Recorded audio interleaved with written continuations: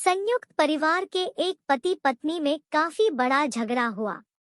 यह झगड़ा उन छोटे मोटे झगड़ों से ज्यादा गंभीर था जो हर पति पत्नी में सामान्यतः होता है, क्योंकि इस झगड़े में एक दूसरे की आलोचना करते करते बात इतनी बिगड़ गई थी कि पति पत्नी एक दूसरे से अब तलाक मांगने तक बातें करने लगे थे। संयुक्त परिवार के बाकी के सभी लोग बहुत परेशान हो गए और वह सब किसी तरह इन दोनों को समझाकर इस झगड़े का अंत करना चाहते थे। जब सभी के प्रयास काम नहीं आए तो वे लोग पति पत्नी के इस जोड़े को घर के सबसे बुजुर्ग सदस्य यानी दादाजी के पास लेकर गए।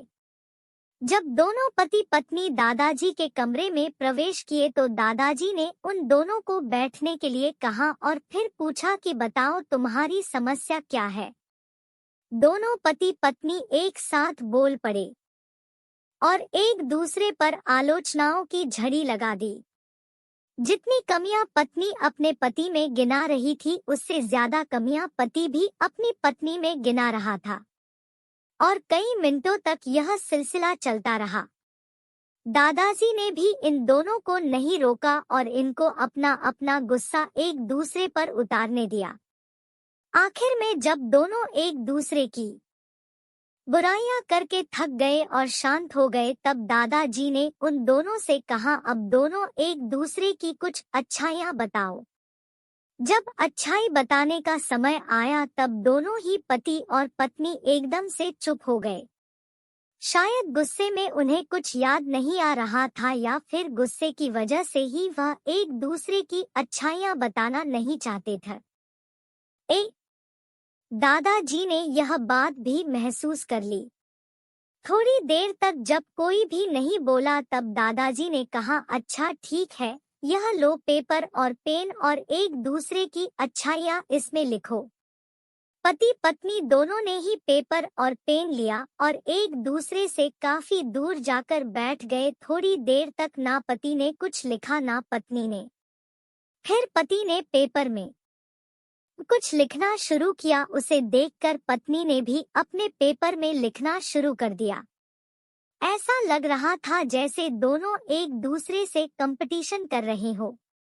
काफी समय तक दोनों ने पेपर में लिखा और जब पेपर लिखावट से भर गया तब दोनों ही अपना अपना पेपर लेकर दादाजी के पास उन्हें देने के लिए गए। दादाजी ने उन दोनों के ही पेपर लेने से मना कर दिया और कहा कि अपने अपने पेपर एक दूसरे को दे दो और अब एक दूसरे के पेपर पढ़ो। पति ने पत्नी को और पत्नी ने पति को अपना पेपर दे दिया। वे एक दूसरे के पेपर पढ़ने लगे। थोड़ी देर बाद पति और पत्नी दोनों के ही आंखों में आंसू थे। पेपर में अपने बारे में लिखी अच्छाइयां पढ़कर पत्नी तो फूट फूट कर रोने लगी। पत्नी को रोता देख पति उसे चुप कराने के लिए दौड़ पड़ा और माफी मांगते हुए उसे मनाने लगा। पत्नी ने भी पति की माफी मांगी और माहौल ऐसा हो गया जैसे कभी कोई झगड़ा हुआ ही नहीं था। दोस्त, तो कमियां और खूबियां जगत के हर इंसान में होती है। अब ये हमारे ऊपर होता है कि हम कमियां देखकर अपने जीवन को नर्क बना ले या खूबियां देखकर अपने जीवन को स्वर्ग बना दें।